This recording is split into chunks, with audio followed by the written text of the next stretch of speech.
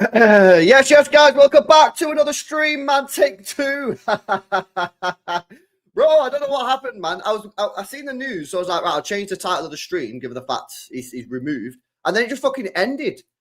And I don't know whether there's like a keyboard shortcut to end streams or something. I don't know what I've done, man. Anyway, I come back live straight away because I wanted to speak about this Grealish situation, which has literally just changed. The whole thing's a madness, to be honest with you, and it's got a lot of people talking. Maybe some people have said some stuff that they don't want to say. Some people have gone ham, to be honest with you. But yeah, the news about Jack Grealish. Jack Grealish was obviously got picked for the England squad, which is very strange, given the fact he's hardly trained. But now, we've just got this news. Breaking, Jack Grealish and Phil Foden have withdrawn from the England squad this month, as per Jack Gone. So this is very, very interesting news. I would say it's the right thing to do. It's the right thing to do. I don't understand why he got picked in the first place. Do you know what I mean? It's not like he's been playing loads of football like Phil Foden. Yo, Grealish has not played, so I don't really understand that, to be honest with you. I don't really get it. Look, there's loads of stuff I want to talk about.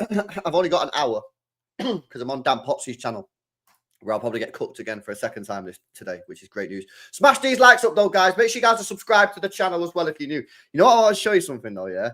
I want to show you the Grealish announcement video that we did when I was at City Extra, man, because it's crazy.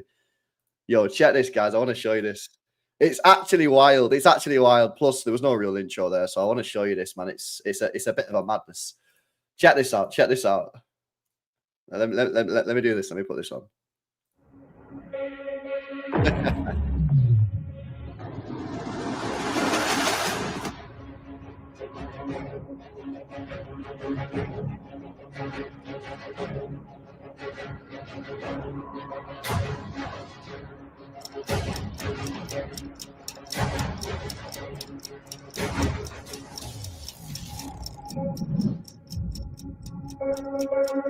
El Chiringuito!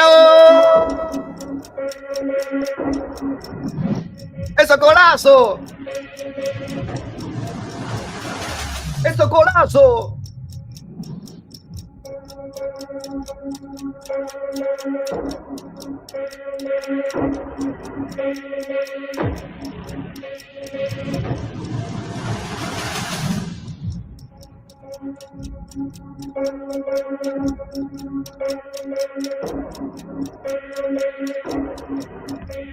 That's me, bro.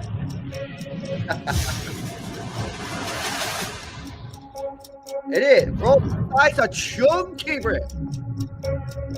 My thighs are chunky, bro.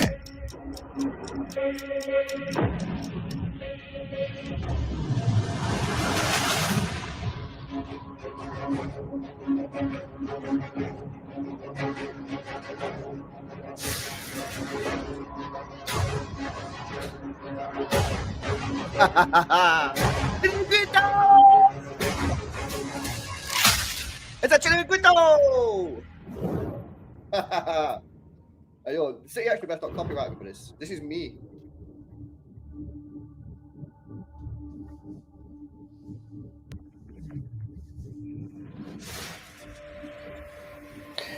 Grealish is done. Come on. Grealish is done! Today, it was confirmed that Jack Grealish will join Manchester City on that long-term contract. This is huge news. A British transfer record for Jack Grealish. A reported £100 million, the biggest ever seen on these shores. Where will he play? Will he play? Question marks raised about the Manchester City board. Have they given Pep Guardiola enough money to spend this summer for a realistic challenge for the Premier League once again? Will Jack Grealish be the man to take Manchester City to back-to-back Premier League titles?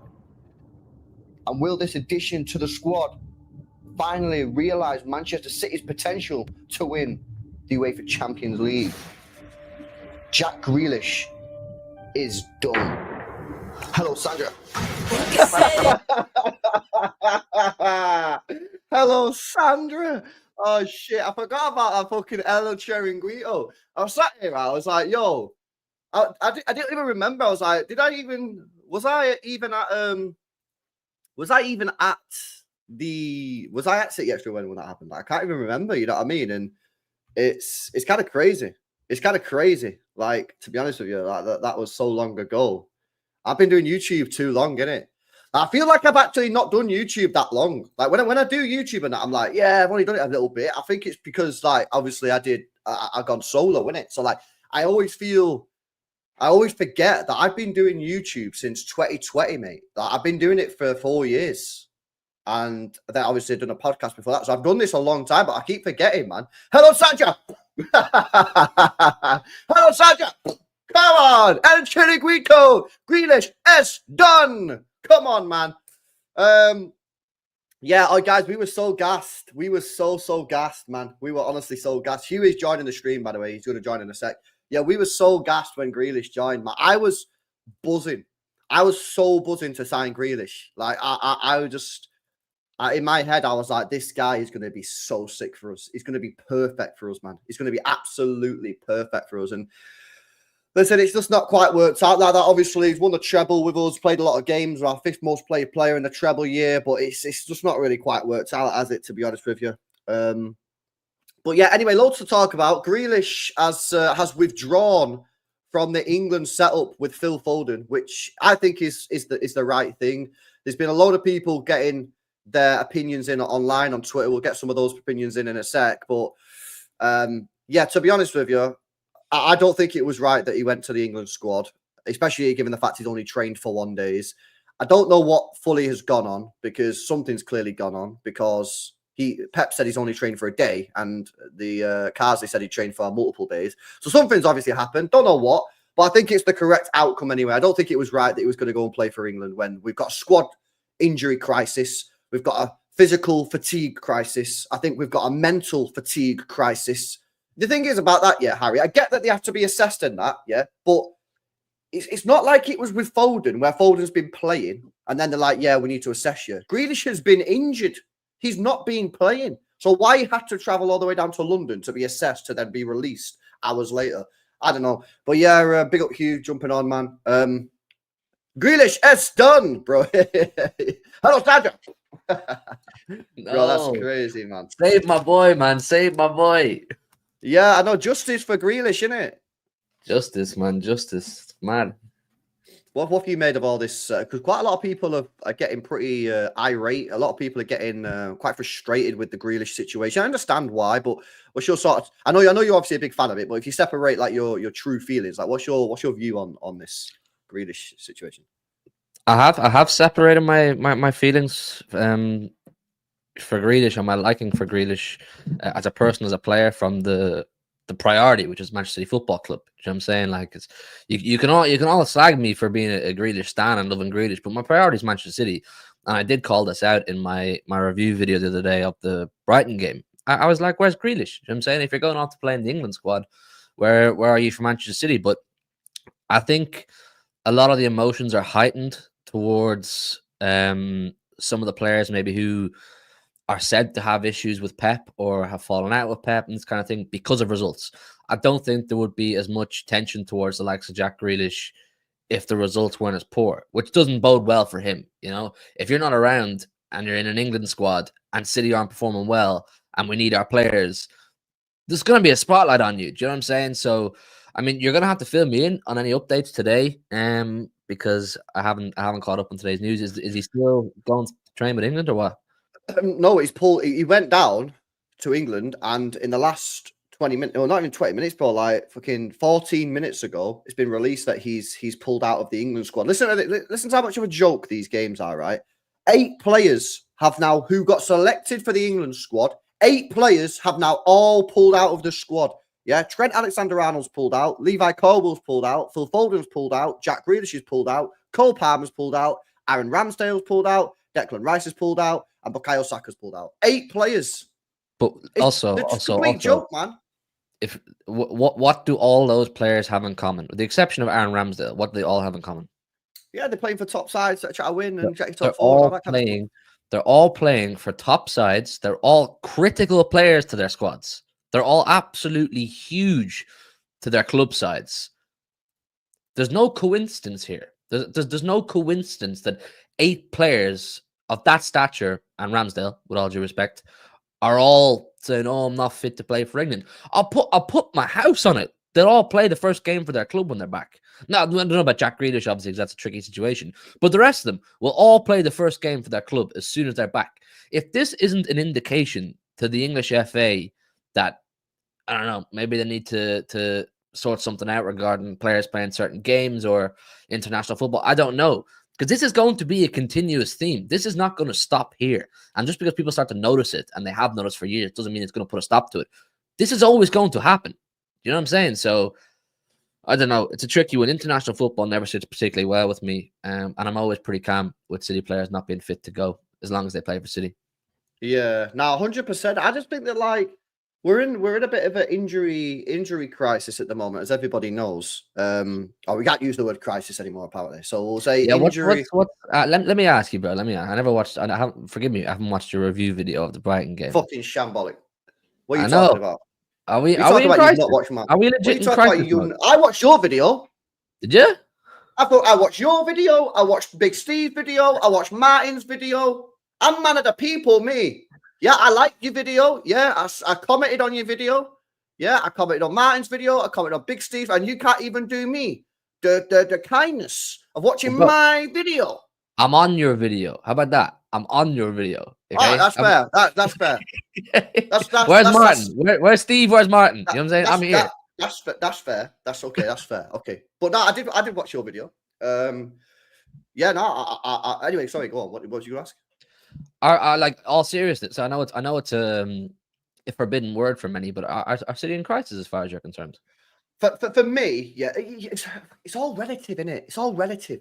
So I say we're in crisis because my crisis, yeah, is looking at what my objectives and goals are for the season, which is to win the Premier League.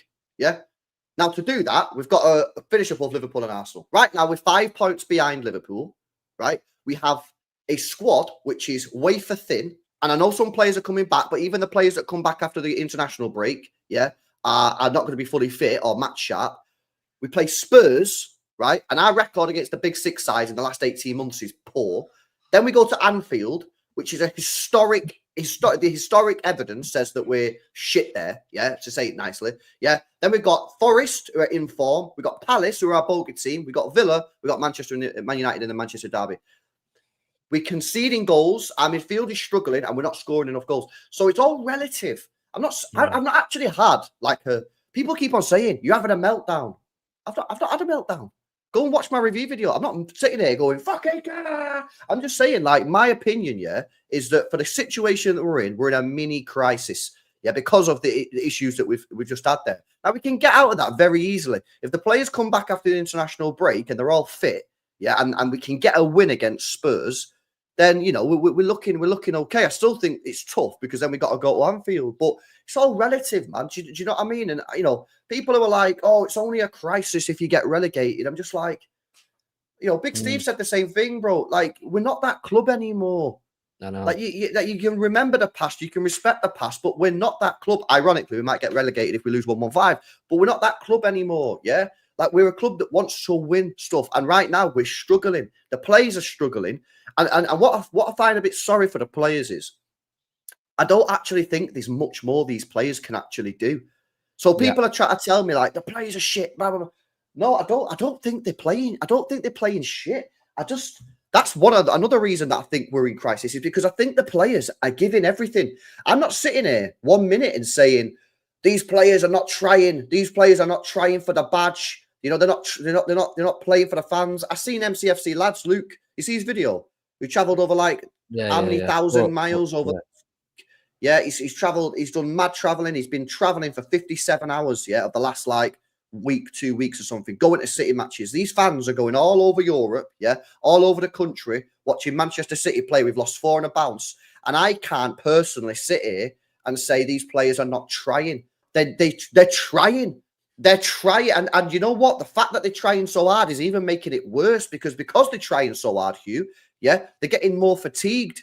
So as the game goes on and we get to like 60 minutes, 70 minutes, these players are knackered.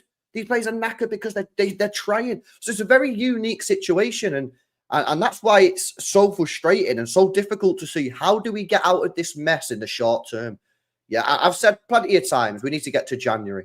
The question is, can we get to January while still being in a title race? And I know people will say, well, we can win 17 games in a row, whatever. Yeah, I get that. But if you're 15 points behind Liverpool, which is very possible given the fixtures that we've got coming up in the next month or two, yeah, and their fixtures, and the fact that we play them at Anfield, which we usually lose, then it's not looking good. Now, what I would say is if there's one team that can get out of this, if there's one manager that can get out of this, it would be Pep Guardiola. But make no mistake about it, we are playing badly.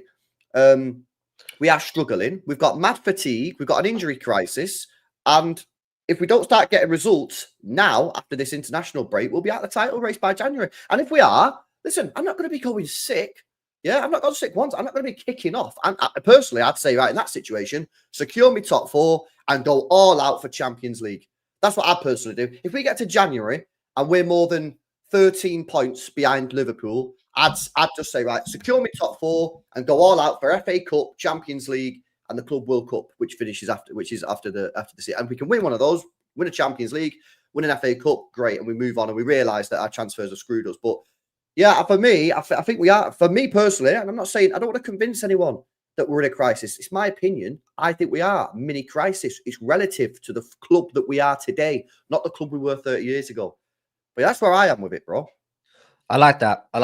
The not comparing to 30 years ago, because it's the more City go into transition and the more City have these periods, which they're going to come more often now, thicker and faster as the club goes into change or the manager leaves. The idea of we constantly have to compare our standards now to what they were 20, 30 years ago, it gets a bit fatiguing. I'm not going to lie. Like in my video the other day, I mentioned it, or I was kind of moaning about the fact that the team's playing so poorly and just kind of sharing my general opinions on what the issues are. And I met with comments left, right, and center of, oh, your problem is you're not old enough to remember before we were successful. First of all, I am. And second of all, what the fuck's that got to do with where we are right now? Do you know what I'm saying? Yeah. Unfortunately, it's weird to say it, but unfortunately, you have to accept that the club has progressed leaps and bounds to a point where we're now going into every single season. And the expectation, rightly so, is to win the league. Now, with that said, I refrain from using the word crisis until we're at a point where it's unsalvageable.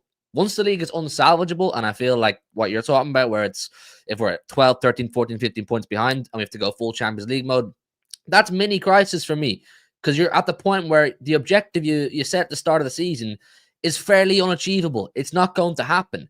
For me at the moment, we're at a stumbling block, and we're at quite a heavy stumbling block, and it's a bigger stumbling block than we've probably ever had to deal with before, because this time 12 months ago, if we had the same issue, bro, we'd be sitting here saying these players can turn it around. They've proven they can turn it around. But there comes a time when Mother Nature catches up with you and age becomes a big thing where you just can't expect them to.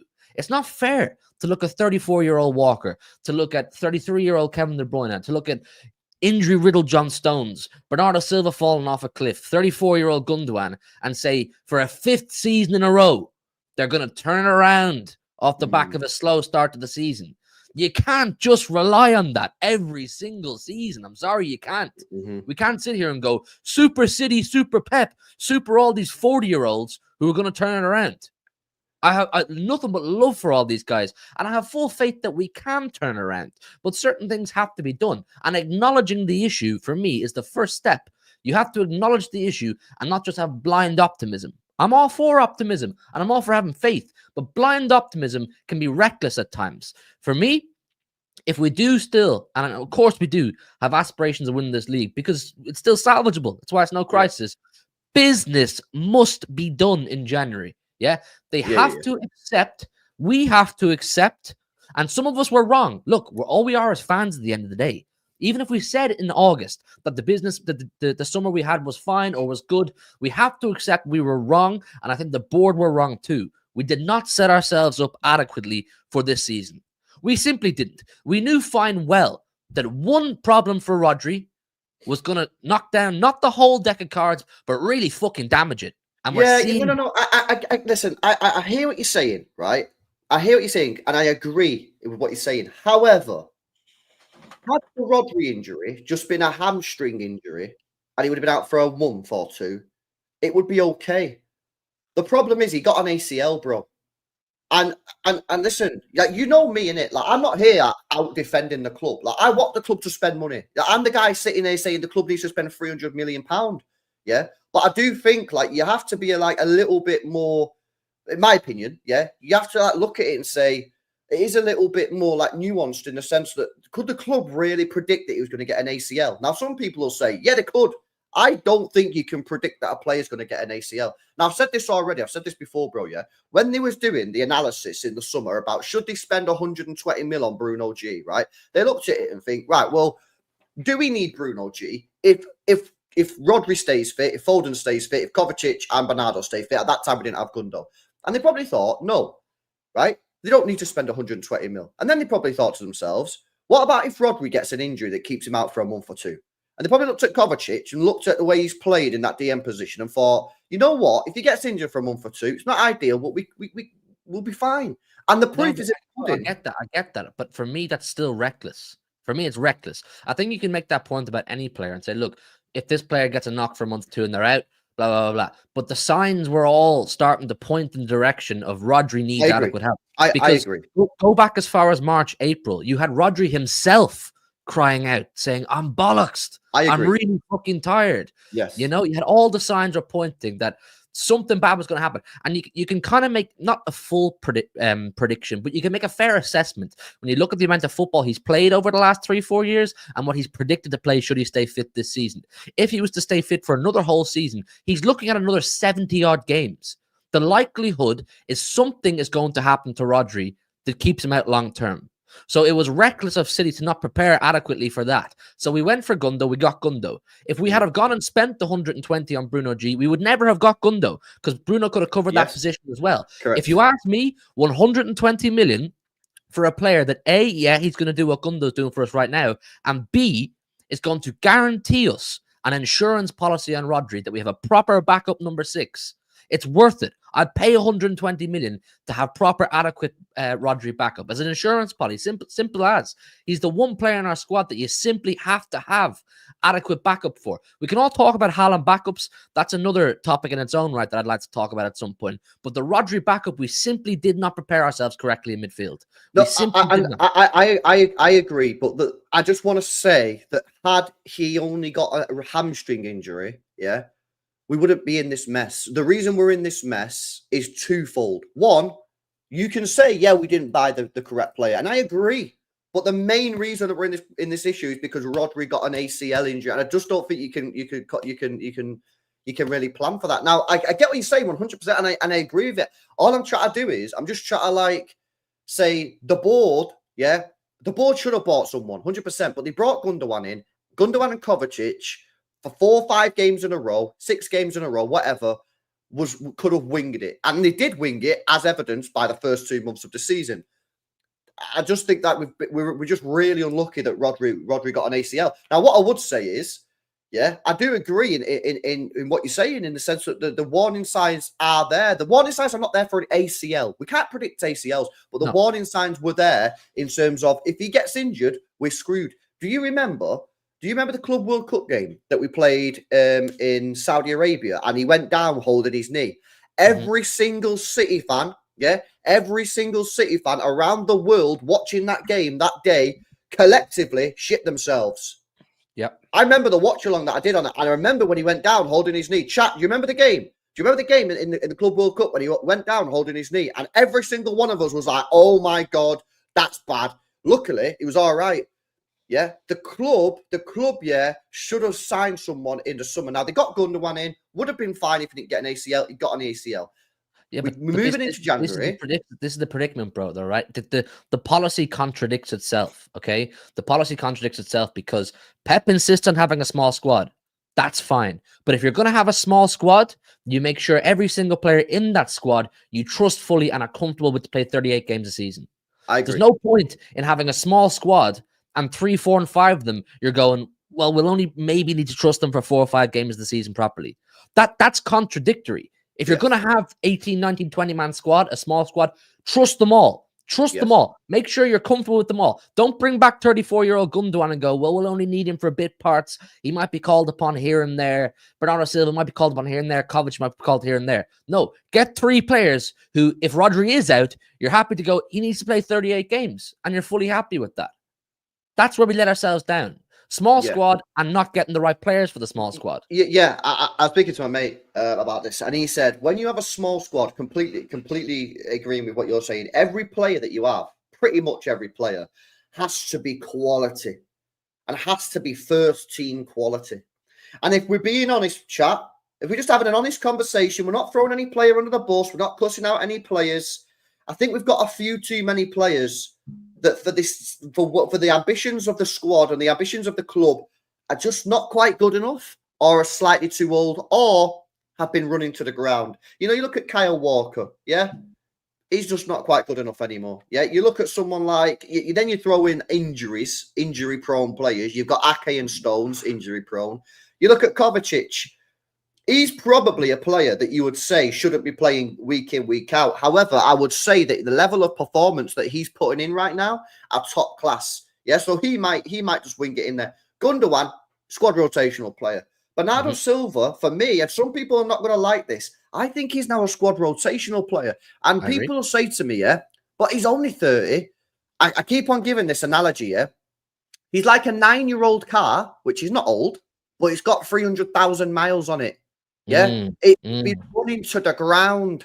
He's a 30-year-old who's playing like he's 33, 34, because for the last 3 or 4 years, because he's been so good, he's basically played every single game. And if you think about it, he's not had that many injuries. And injuries, are bad, but in the same time, if you have an injury that keeps you out for 2 months, it actually lets you recover. Your body can recover, and you can sort of like chill. He's not a player, Bernardo, that's had too many injuries. So he's been spammed. Yeah, he's been spammed game in, game out, game in, game out, big games, big mentally fatiguing games for the last 3, 4, 5 years. And he's now playing, I'm sorry to say, like a 33-year-old. And I don't want to sound like that's disrespectful. I'm trying to say it in sort of like he's been so good that we basically just ran him into the ground. He's not for me now, a starting player. I think we need to be honest with that, in my personal opinion. You've got De Bruyne, who cannot stay fit.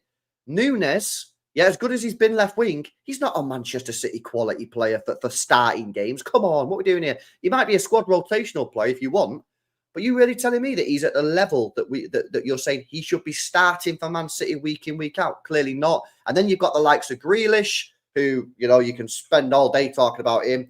Doku, who's Marmite. Savinho, who needs time. There's actually very few players in this squad, that are at the level where you're like, you are Manchester City quality. What is Manchester City quality? Manchester City quality is a team that's trying to win Champions League, Premier League.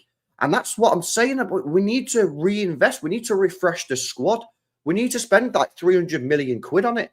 We're parading all these net spend. We're the greatest net spend team with the second highest profitable club when it comes to transfers in the last 6 years.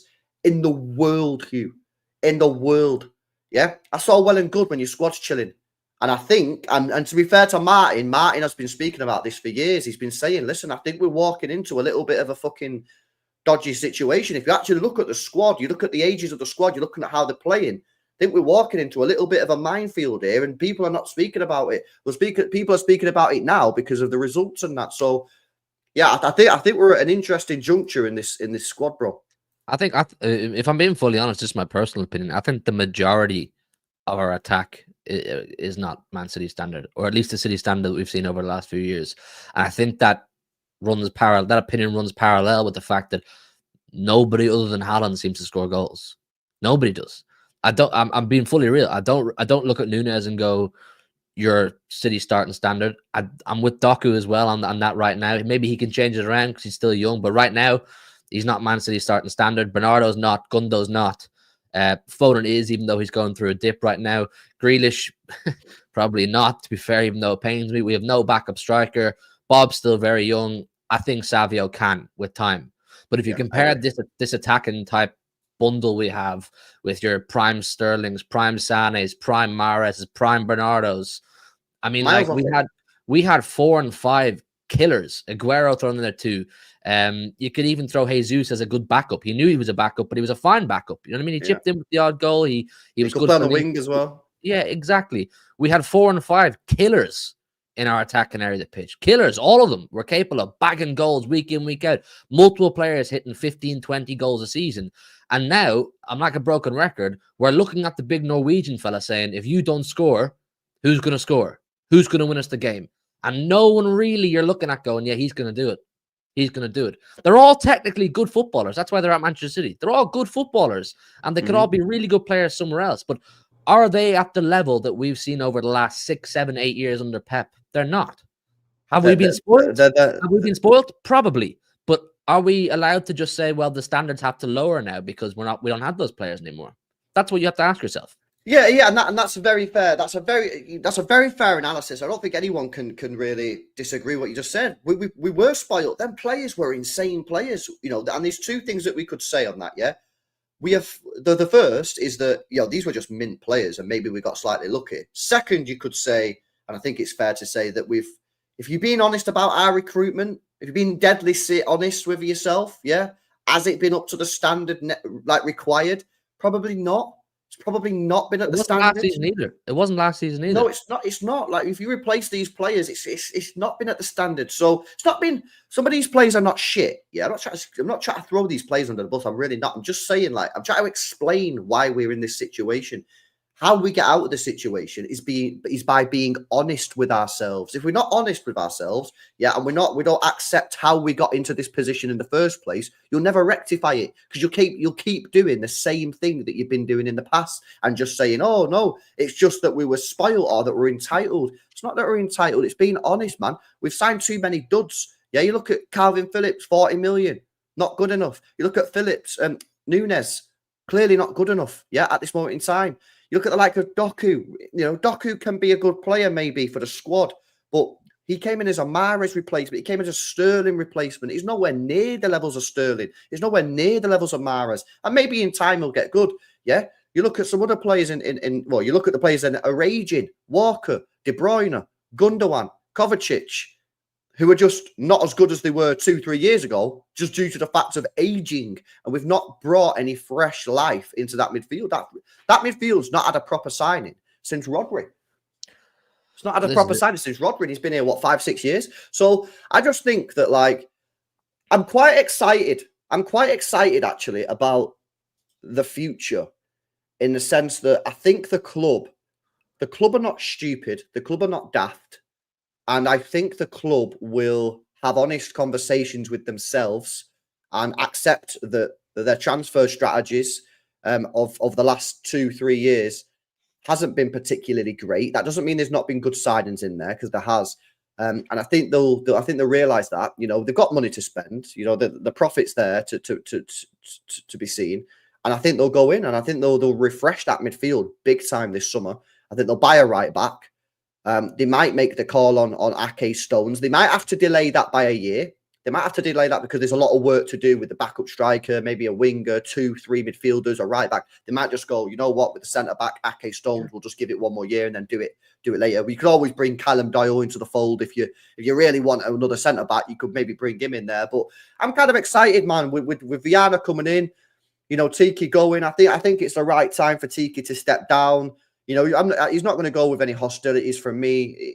He will go knowing that you kind of let the squad dip a little bit. But listen, you've also been the sporting director that's built this club into what it is. So I'm not going to cook you too much. But I just think it's time for a change. And Viana coming in, I want Pep to stay, even if it's a one-year deal. I heard some people's concerns. I want to ask you about that as well. Some people's concerns about Pep maybe only signing a one-year deal. Some City fans are saying if it's only 1 year, they'd rather him leave and get a new manager in.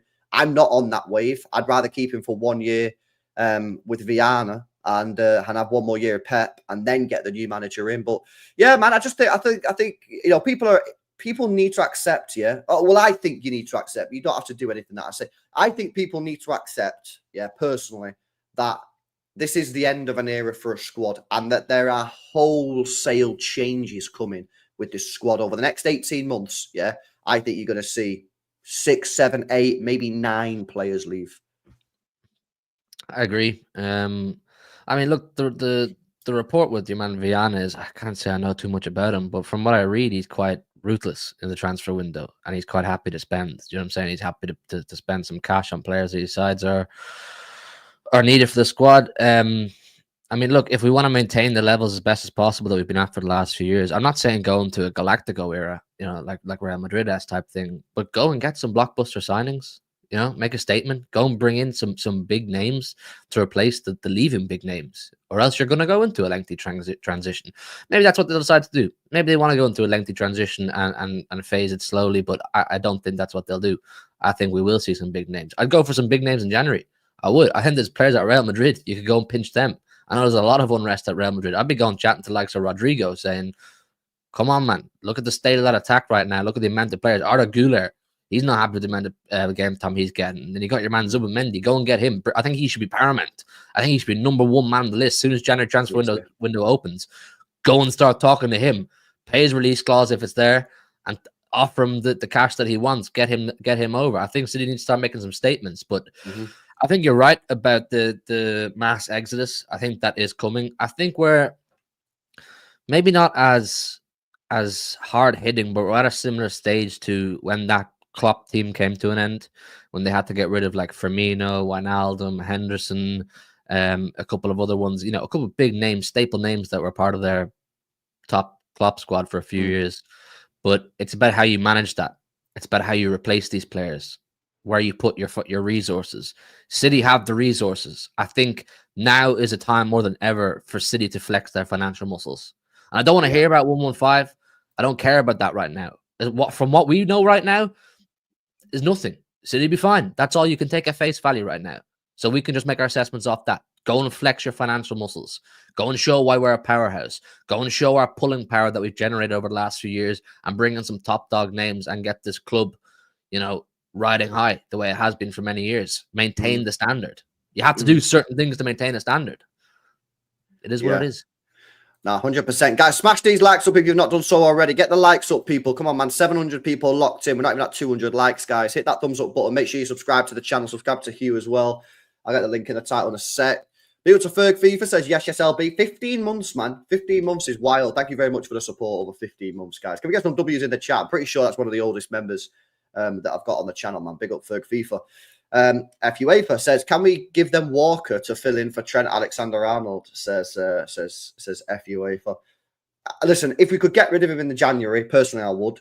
Yeah, I would. I think the guy's done personally. Now, I get some people are saying he's not trained or whatever.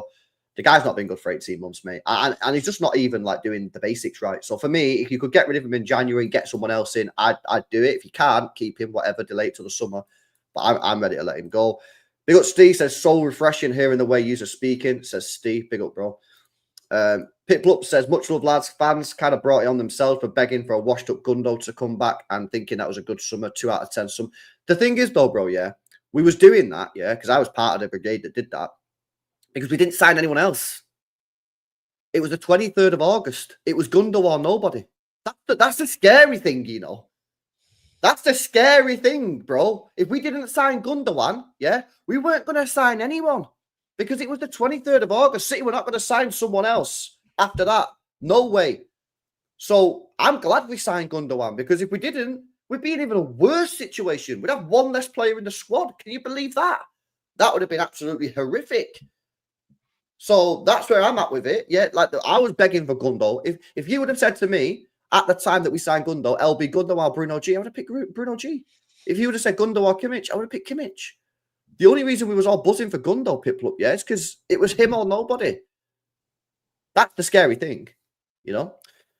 Big up to Miro says the biggest problems are defense, no healthy central defenders. Facts. Walker is past it, and the slow midfield. I want to see more McAtee and Nico, bro. We ain't seeing more.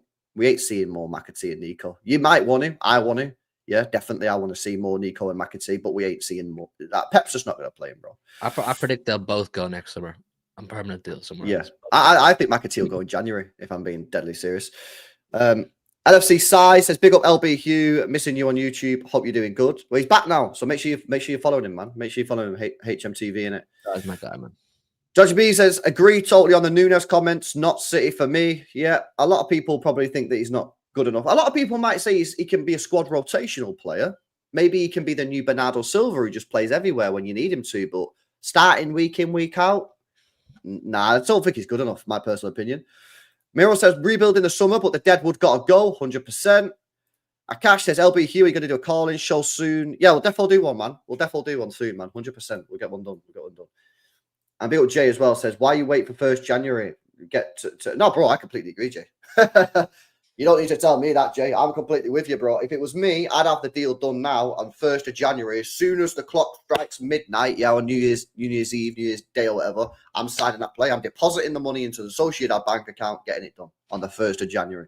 You don't need to convince me, not at all. Make sure you guys are smashing up the likes. Make sure you guys are subscribed to the channel. People are saying Fabrizio tweet. It's just Diaz giving some fighting talk. Oh, yeah, I did see that earlier on. Please doubt us. Yeah, listen, Ruben Diaz for me needs to be captain of this team. Yeah, for me, I don't know why Walker's remained captain after last year. It should have been Diaz. I think Diaz is the one. I hear what people are saying about Rodri. Yeah, but the thing is with Rodri, right? This guy's already overworked. He's already overworked as it is with England, with City and with Spain. Yeah, he's in a very difficult position. Yeah, he's basically got to run the show. Do we really want to give Rodri that extra responsibility? For me, no. I'm old school. Give the centre-back the captain's armband, man. For me, Ruben Diaz needs to be captain of this team. He speaks like a captain. He plays like a captain. And I actually think, some players get worse when they get the captain's armband. Some players get better. I think if you give Ruben Diaz the captain's armband, I think you'll see his levels go up because I just think it'll make him grow, bro, as a player. I think he'll thrive off it. You know, like Maguire got the captain's armband at United, and it just killed him, didn't it? He was like, "Yo, bro, I didn't need this. I just wanted to come in and play some football." You know what I mean? And they give him the captain's armband. Ollie give it him, and it crushed him. Yeah. With Ruben, I think you give him the captain's armband. I think he's going one way. I think he's going up, bro. Yeah, I think you have to be strategic with your captain's armband. It's all fine and well pointing at the best player in the team and saying you should be captain, but does he need it? Is it gonna do we need to risk putting extra pressure on this guy mentally? You know, it's a mental responsibility more than anything being the captain. You know what I'm saying? Does he need that? No. I agree with what you're saying. I think Ruben is a captain. Ruben Diaz is a captain. You know what I'm saying? And once he puts that armband on, I think he'll grow into it. And he's still, 27, 28? He could be captain for years, man. Yeah, no, I agree. For me, it's got to be him. He's got to be the main guy. And yeah, we do have a squad of captains, 5 or 6. Yeah, but we need to play the main one. And I think he needs to be he honestly needs to be the main one. How do you see these fixtures coming up anyway after this international break, bro? Because this is really what's going to make or break. I think this is going to make or break our season in terms of Premier League. I know people will be like, "What? It's only November." But when you consider we're already 5 points behind, when you consider the fact that we play Spurs next, who are a bit of a bogey team, and Liverpool play Southampton, and then we go to Anfield. These fixtures are so tough. Our record against the top 6 is not great. If you think back to last year, we only beat United home and away and Tottenham away. That's it. So 3 games, 3 wins. Everyone else we either lost or drawn. This year, we beat Chelsea, granted. We didn't beat Newcastle. We didn't beat Arsenal. Anyone else we've not beaten in the top 6, or is that it so far? I think that's it. Tottenham at home. We didn't win Tottenham at home, innit? Yeah, then we got Tottenham at home. So these are mad games, bro. And for me, I genuinely think if we're in a title race come January the 1st, I think it's on. I think it's on, and I back us to win it. But we could be out of the race by I'm looking at the fixtures here. Yeah, we could be out of the race by December 21st, which is the Villa game. Look at our fixtures, bro. This is so hard. Tottenham, Liverpool away, Forest, Palace away, United, Villa. Yeah, and you got a few Champions League games thrown in there too.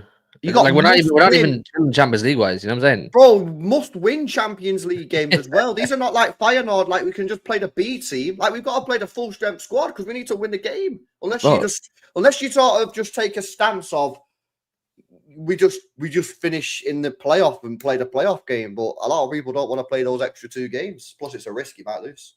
There's about 10 games in a row there where we have to field our best 11 every single time. There's no rotation. Show me one game where you can say you can kind of take the foot off the gas a little bit there, or we have the license to do so. We have the breathing room. We don't.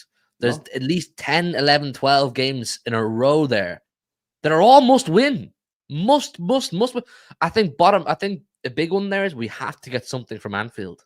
We have to take something off Liverpool. We have to get at least a point. I think if Liverpool beat us in Anfield, it's a big problem. It's a big problem because they're quietly, while everyone's looking at us. Oh, bro, what the Sorry, bro. He was boring. While everyone's looking at us as 4 in a row champions, and everyone's looking at Arsenal because they're obviously been flirting with the title for a few years and not done so. There's pressure on them. Liverpool are just quietly building momentum, quietly building confidence, trucking along game after game. The fans are starting to really get behind Slot. The players are starting to really play for Slot. They're finding their rhythm. They're starting to look good. If Liverpool beat us in Anfield, they're going to take a sick boost from that. A massive boost.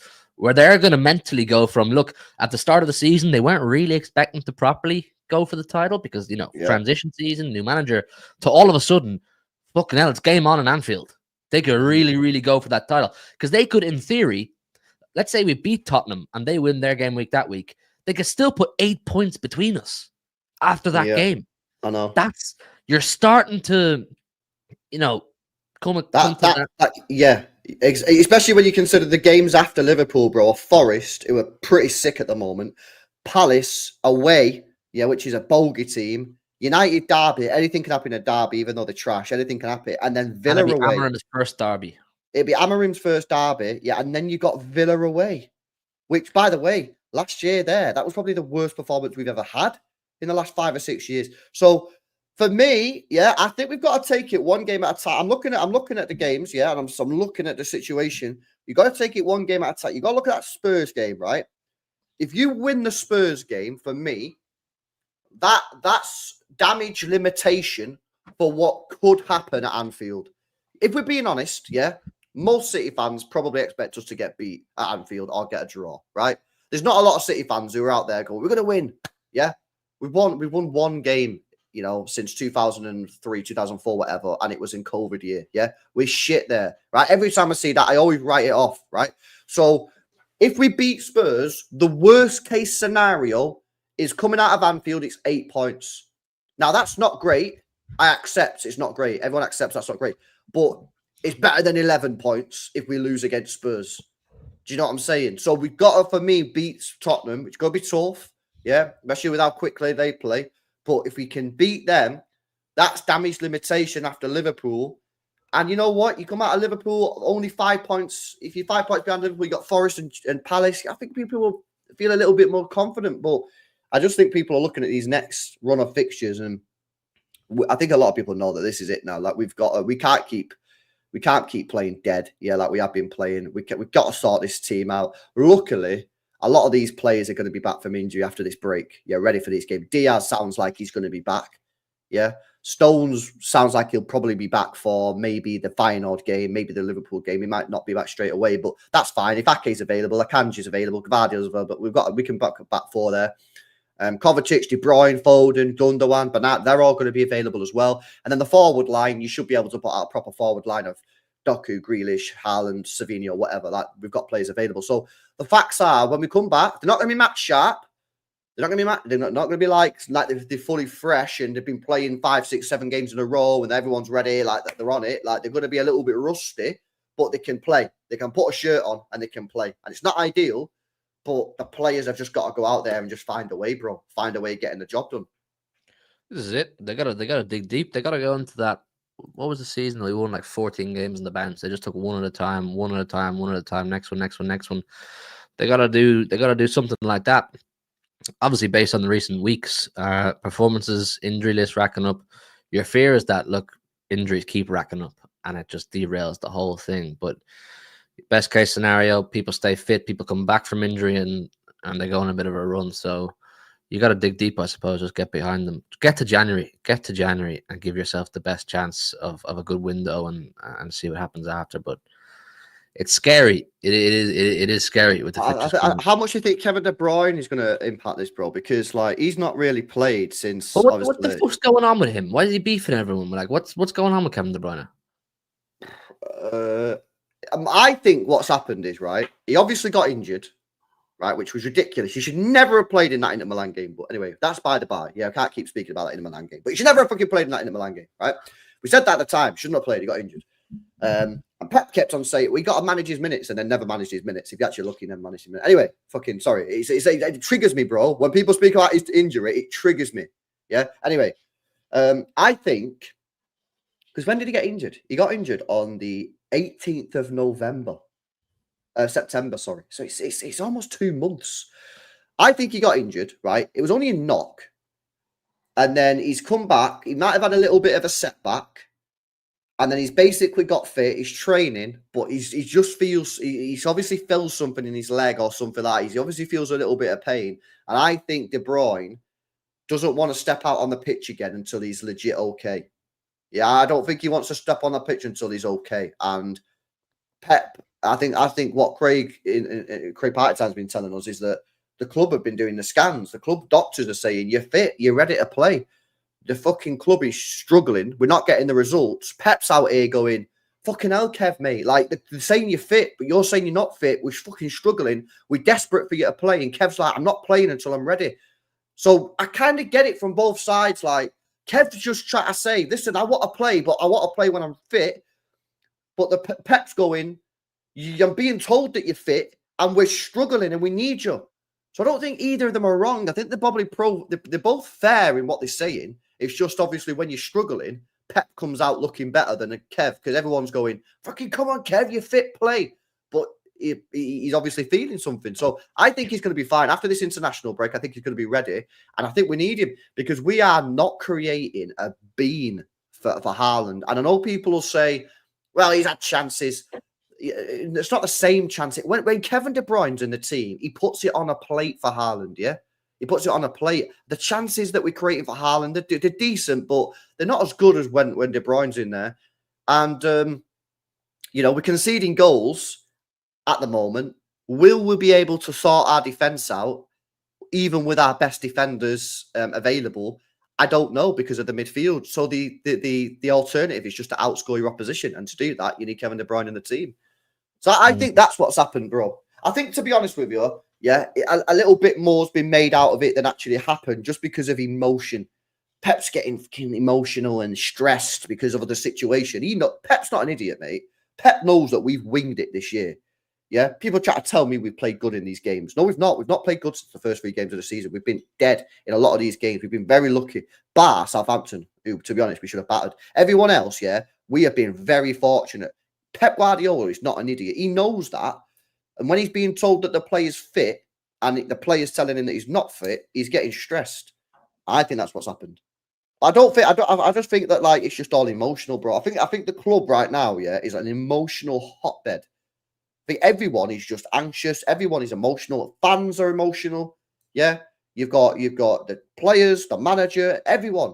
Because of the manager contract, because of 115, because of the players' contract, because of Kevin De Bruyne, because of the rebuild that needs to be done, because of Tiki leaving. I just think the club right now is just emotional hotbed, and anything that goes wrong, yeah, it's just sort of like it's blown up, and everyone's like, "Fucking hell." Yeah, it's nothing. It's nothing a few good performances wouldn't fix. You know what I'm saying? That's why I'm not saying it's crisis. Like I said, I do think it's a big blip. It's a big stumbling block. But it's nothing that's not fixable. So I don't know. We'll see. The Kev one, yeah, you're probably right. Or else it could be vice versa. Or else Kev wants to play and has been fit for ages, and Pep's holding him back to try and wait till he is fully fit, which Pep has a track record of doing. I don't think he's doing that, bro. You think? No, I think the benefit is the other way around. Pep wants him back, and Kev's like, no. Maybe Kev's right here. Maybe Kev's right. Maybe Kev's like, nah, I need to just chill, bro. Leave me alone. Like, it's fucking match day 11. Like, bro, we're 5 points behind. He's probably watching fucking my videos and going, what is this guy doing, man? He needs to relax. And I'm like, fucking I'm like, yo, so relegate us back to the championship. We're getting cooked. and Kevin De Bruyne's just watching the chat more, by the way, because you're worse than me, you guys, in the chat. Yeah, he's watching the chat and he's like, what the fuck is wrong with these guys? Yeah. And Kev's just like, these guys need to relax, man. So who knows, man? Who knows? But I don't know. I'm looking forward to it. I'm cautiously optimistic about the games coming up. I'm fully aware that we need to win the games because we're otherwise I think the league might score a little bit too tough. But even if it does, even if we're out the title race by January, that doesn't mean we don't invest. That doesn't mean we go, oh, you know what, sack it off. No, the Champions League is still there. How many times, in the last 6-7 years, have we ever focused on the Champions League? Focused on it? Never. Never, because we're always in a title race. And this sounds like loser mentality, and I'm just saying if we end up in January, more than sort of 12, 13, 14 points behind Liverpool, maybe we should target the Champions League. I mean, look at our competition this year. Real Madrid, they look inconsistent and a bit of a mess if you actually watch them play. But Bayern Munich, I keep on getting told that company's a dead manager, so that should be easy. PSG are trash, they're always trash. Barcelona are cooking, but I still back us to beat them. And they got the English teams. So maybe if we do end up in a situation where the league just falls away, like it did when Liverpool won it in the COVID year, maybe we just go, you know what, let's just focus on the Champions League and the FA Cup. And if we ended up doing that, that'd be sick. One of our best years ever. Yeah, it would be fair, but look, it's not salvage. It's not unsalvageable, man. It's still all there for us, but you need to click into gear after this international break. So we'll see, man. I'm excited. I'm excited for the challenge. I'm excited to see what way they come back. How they regroup, because they're going to have to regroup. I said at the end of my video, I was like, go away, go and speak to each other, go and maybe take a break from each other, do whatever the hell you need to do, and come back in 10 days' time and come back with a bit of fire in the belly, have a conversation, sit around a table, I don't know, go for a beer and figure out how we move forward from here, because it's been a crazy 10 days. This has all happened in the space of 10 days, this collapse. We've been deep, and it's crazy. So we'll see, man. It's mad. What are Liverpool's fixtures saying? Have they got it? Because the thing is as well, like everyone's like slamming Arsenal now and say Arsenal is shit. But you look at their fixtures coming up, man. They really should be putting a 5, 6, 7, 8 match winning streak now. They've got easy fixtures. Right, Liverpool's fixtures: Southampton away. In fact, I'll bring this up on screen, and then we're going to wrap up because I'm meant to be on another channel now. Southampton away, Real Madrid at home. We could have really done with that Real Madrid game being away, couldn't we? Imagine if that was at the Bernabeu. Yeah. That would have been mad. City, at least we're playing Liverpool after a big fucking game against Real Madrid. I mean, they've got like 3 or 4 days to recover, innit? They play that on the 27th, and then we play on a Sunday, so they've got 3 full days to recover. But it's not like we play Feyenoord at home. You know what I mean? They play Real Madrid, so hopefully that can play into our hands. Then they play City. If we can get a result there, that'd be great. Newcastle away, tough place to go. We watched Arsenal, didn't we, in the pub in Ireland when they played Newcastle, and Arsenal seriously struggled. We struggled a little bit. Then they've got the derby. Anything can happen in that. Fulham, difficult game. Spurs. So they've got some tough games coming up. If we can beat them at Anfield, I know we never do. I know we never beat them at Anfield. But if we can beat them at Anfield, that'd be huge. That would be huge. It will go a long way. It will go a long way to helping us out, because, as I said, they're picking up steam. They are picking up steam. Just watch them. You can tell they're picking up momentum. They're picking up confidence. So we need to put a dent in that. I like the fight and talk from Diaz. I like the way him as a leader, he's coming out, he's saying these things, and I'd imagine he's reiterating that to the dressing room. And that's what's needed right now.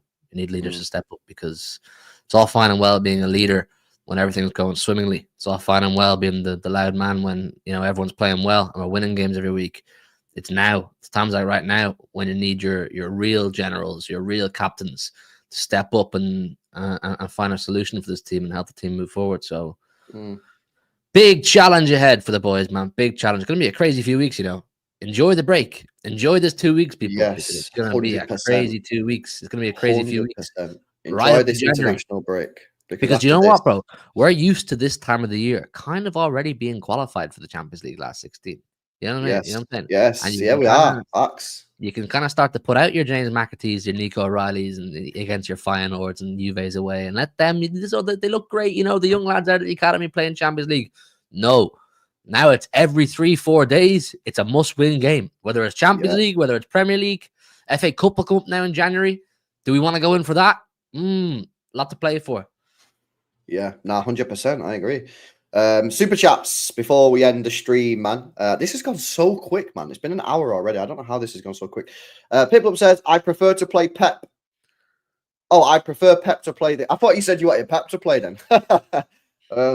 No, I agree, bro. I've said it for weeks, man. Nico O'Reilly should have been given a go, but Piplup, it's not happening, is it, mate? It's not happening. I'm with you, mate. You know I am, but it's not going to happen. Jay says Ruben and Rodri have the ultimate mentality. Rodri vice captain. I agree. Rodri vice captain. For me, Ruben main captain. It's based purely off old school centre halves captain I prefer, and Rodri does not need any extra responsibility. Now, man, says, big up LB and Hugh. Don't worry, lads. I've got my visa. I'm coming to fix our problems. Now, men coming over from Algeria, bro, to sort us out. Oh, yeah. That's sick. Big up Algeria. Yeah, man. Big up to Miro. Says, LB, why don't you rate McAtee? Are you trying to wind me up? Is he trying to wind me up? Well, why are you hating on McAtee, man? Why is he trying? He's trying to wind me up, innit? I think he's mugging you off, you know. He's trying to wind me up, bro. I don't need to be in front of your chat as well. In front of your whole chat. Wow. He's trying to wind me up in front of my whole chat. Trying to embarrass me from my whole chat. Trying to cook me from my whole chat. Trying to wind me up. Why don't I rate McAtee? Bro, we talking about why don't I rate McAtee? Are you on one, man? I've been saying we should play McAtee for weeks, for months, man. Come on, Miro. Yeah, now's not the time for jokes, bro. You know, we're in crisis. We're in crisis. There's no time for jokes. Yeah, we're in meltdown mode.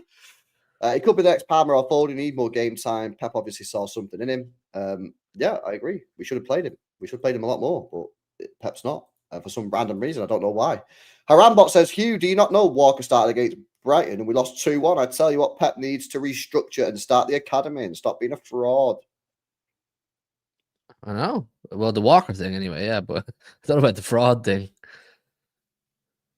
Yeah, a lot of people do want us to play the academy, man. You know what I mean? And this is the thing. People always say, you know what's funny? Yeah, I do find this. Like, people always say to me, like, oh, you think it's FIFA or whatever? Yeah, Martin always says that. You think it's FIFA, but I'm always pro academy. It's not my fucking problem. He never plays the academy. I'm always pro academy. I say, play the academy, man. Get academy players in there. You don't play the academy players, so I'm like, go and sign these players, man. Just says LB and Hugh question 5 in a row or Champions League. Champions League. Yeah, you know what, Jess?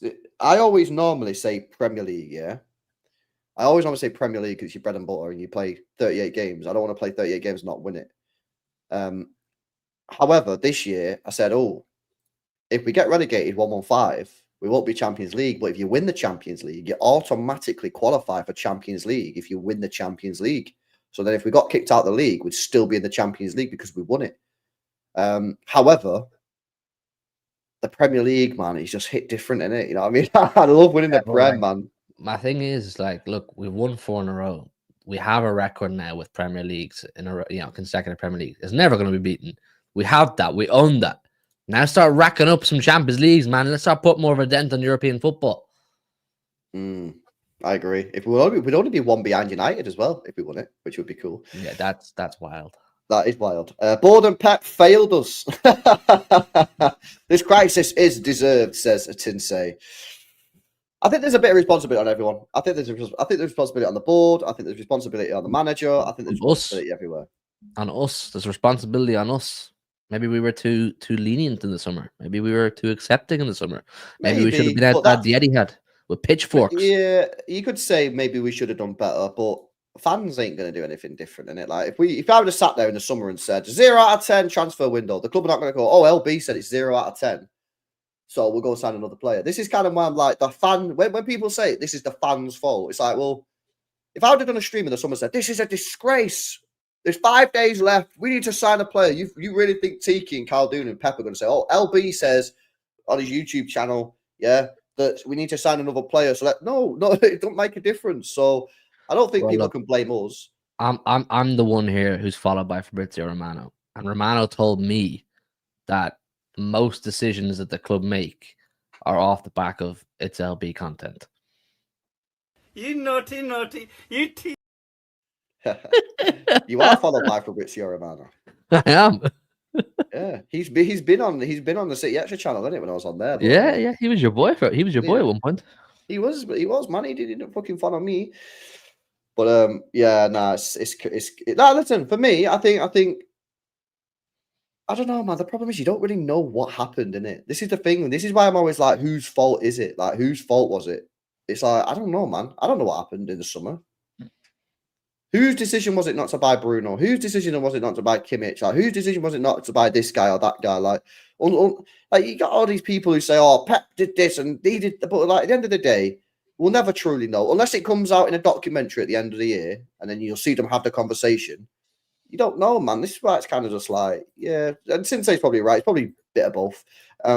Big up Pitbull says, Jamai will start against Spurs. Hope you're ready. Nah, he won't. He won't. No way. He won't. He played well. I thought he'd done all right, but he won't play. Ake will be available. Akanji will be available. Diaz will play with an injection. You're not going to see more than one of those academy players at a time. You know what I'm saying? Like if you see Simpson, you're not going to see Nico on the pitch as well. In a Premier League game, you're just not going to. Pep's just not going to do it. So I like him though. He's a good player. We'll see. Yeah, big up Harambot, man. Stop sending super chats, man. I need to end the stream. WCB chat. You know, this guy. Yeah, I don't know why it just keeps on happening. Is CB kind of king of the chat these days for that one? CB did, yeah, he did something, didn't he? He said something. I was there, yeah. He got you to say. I think he rattled me or something. No. Oh yeah, he baited you. He baited you. Yeah. Kind of 100%. got you though. LB thoughts on the David Coote situation. I think it's hilarious how people have lost the shit. Like it's just fucking hilarious. Like, course referees do this. The idiot thing is that he's recorded it, but you don't think referees are saying this on a daily basis when they speak to their mates? Of course they do.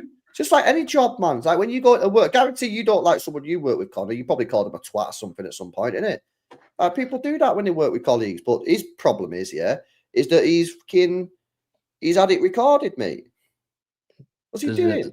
There's no, like, you're naive if you think referees don't have, like, they're human beings. Of course they have feelings towards certain individuals in the pitch. Like 100% refs go home every week or fourth officials and go, that Pep's a right dickhead. Do you know what I'm saying? Yeah. What a prick. 100%. Like it just is what it is. Like, and the idea of bringing in foreign referees isn't going to fix that either, because they're just going to piss off the foreign referees too, who will also go home and just call Klopp a puta instead of a bitch. You know what I'm saying? Exactly, yeah, exactly. It's the same thing, man. So for me, like, I just think it's much ado about nothing. If I'm being honest with you, bro, like I think it's just fucking nothing burger. Like he's called a manager a twat who's no longer your manager, so it's irrelevant now anyway. And he slagged Liverpool off. Like, and what? Like they'll slag all the clubs off. You think Pep's never been slagged off by a manager? Like they're all get slagged off. Like, plus, right? Yeah, I'm not being funny. Yeah? If you sack him. Then for me, you've got to sack every manager that calls a referee a twat or the C word. Yeah, you've got to sack any player that says the C. By the way, yeah, you've seen it on the TV all the time. How many players say that word? You see it all the time on a football match, isn't it? You see players calling the ref. You see the players calling other players. If you sack him for saying that, yeah, for me, you can't just say, "Oh, you're sacking him." You got to sack them all. So if a player says that word, you got to ban him for football for the rest of his life. Like, bro, just suspend him for a week. Oh, guess what? It's international break. And then he's back anyway. Yeah. I have no issue with it. I don't also, care. that guy, by the way, he's recording it. Yeah. What is he doing? Why is he recording that? Yeah, and then why has he leaked it, bro?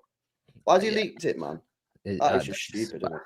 Bad form, man. I don't care if the video was about Pep. I wouldn't care. I really wouldn't care. I wouldn't be sitting here going, "Oh, this is disgraceful. I don't want to see him refereeing ever again." Bro, he's human. He's obviously had a bad interaction with Klopp, and he's gone home being like, "Oh, fuck that guy." You know what I'm saying? It happens. It's like, it's what you're saying is true though. This is true as well, man. Klopp was bad for referees. Like he was always up in the face, mate. I would say Mourinho, Ferguson, Wenger, Pep, Klopp, all of them are disliked by multiple officials over the years. 100%. All of them were absolute pricks throughout over the years to fourth officials and referees. And you think the referee is just going home and going, "Oh, let me stay unbiased. Let me suppress my human feelings so I can remain professional." The only mistake he made was allowing it to be videoed and go public. That's the only mistake he made. Yeah, 100% agree. 100% agree. There we go. Guys, make sure you guys smash up the like button. Make sure you guys subscribe to the channel as well if you're new. Subscribe to Hugh. I'll whack his link in the title of the video. He has got 10k now, so getting to 11k. There you go. It's there right now. Make sure you subscribe. I'm over on Dan Potts' channel now as well for the 12-man podcast. Make sure you get yourselves over there if you've not done so already. You got anything coming up on yours, bro? Just going to do some videos this week on our crisis and our club burning and crashing. Yeah, man, 100%. 100%. Do it, bro. How do we get out of crisis? That's what you need to do. All right. Big up, guys. Smash the like, subscribe. We'll catch you in the next one. Peace out.